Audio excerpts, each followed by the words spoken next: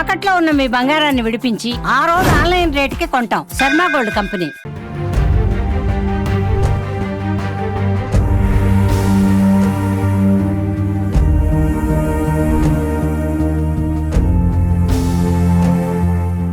నా పేరు తిరుమలేష్.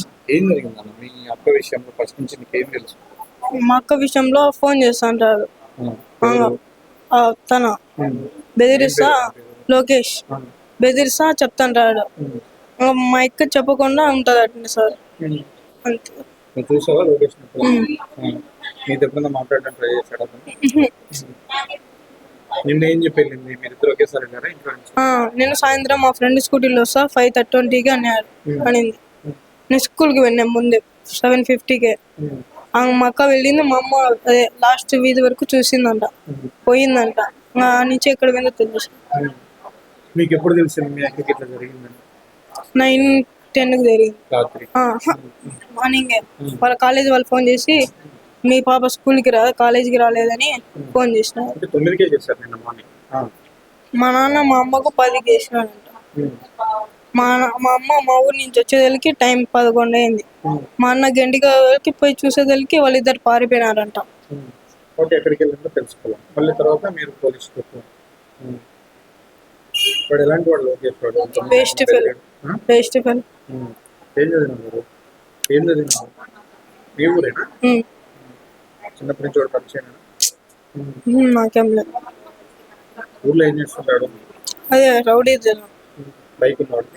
వాళ్ళ అమ్మ నాన్న ఏం చేస్తారు? వాళ్ళు పట్టించుకోరు. ఏం చేయాలంటారు? చంపాలా?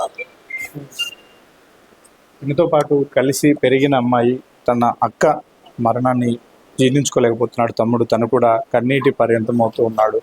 ఒక జులై ఎదవ చేసిన పనికి తన అక్కను బలి తీసుకున్నారు. నిన్న ఇద్దరము కలిసే బయటికి వెళ్ళాము. నేను స్కూల్కి వెళ్ళాను, మా అక్క కాలేజీకి వెళ్ళింది. వీధి చివరి వరకు కూడా మా అమ్మ చూసింది, కాలేజీ వైపే వెళ్ళింది.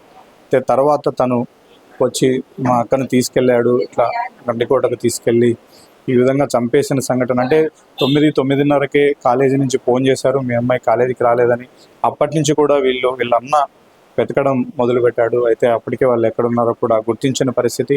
నిన్న వాళ్ళ నాన్న పనికి వెళ్ళిపోయాడు. వాళ్ళ అమ్మ డ్వాక్రా డబ్బులు కట్టడం కోసం వాళ్ళ సొంతూరు ఎర్రగుంట్ల మండలంలో ఉండేటువంటి వాళ్ళ విలేజ్కు వెళ్ళింది. ఎవరు కూడా నిన్న అంటే వెంటనే స్పందించడానికి ఎవరు అందుబాటులో లేరు. తీరా వీళ్ళందరూ స్పందించి వెతికే లోపలే అక్కడ దారుణ సంఘటన జరిగింది. ఇక చివరికి పోలీసులకు ఫిర్యాదు చేసిన నేపథ్యంలో ఈ దారుణం అంతా కూడా వెలుగు చూసిన పరిస్థితి కనిపిస్తుంది. ఇంట్లో ఉన్నటువంటి అందరూ బంధువులు కూడా వచ్చారు. ఆ అమ్మాయి ఫోటోలను చూసుకుంటూ వాళ్ళు పాత జ్ఞాపకాలను నెమరు వేసుకుంటూ కన్నీరు మున్నీరు అవుతున్నారు.